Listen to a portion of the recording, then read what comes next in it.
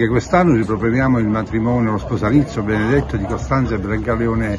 Doria, una leggenda, una storia che abbiamo voluto riproporre e che già da diverso tempo, attraverso un percorso storico nel centro di Calat appunto, è possibile anche visitare.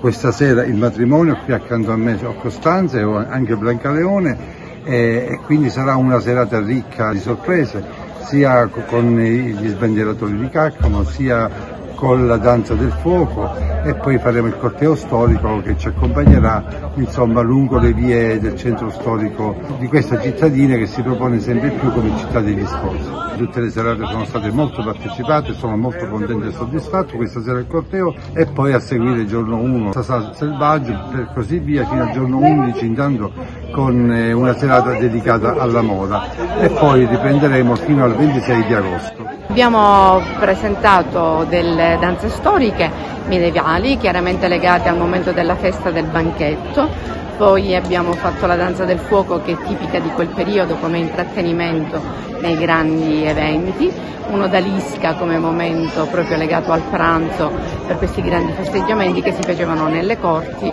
nel periodo medievale. Quindi insomma la ricostruzione è stata proprio quella di segmenti di quello che era il grande banchetto nel Medioevo. Sicuramente la presenza non è solo locale, ma abbiamo visto che ci sono turisti, c'è stata una grande partecipazione del pubblico che ha anche coinvolto comunque delle comparse locali. Abbiamo avuto una quindicina di persone del posto che sono state coinvolte come figuranti, e questa è una cosa importante che l'amministrazione ci tiene a fare e che noi come Associazione La Danza teniamo come punto di riferimento per creare un collante tra l'evento spettacolo e quella che è la cittadinanza.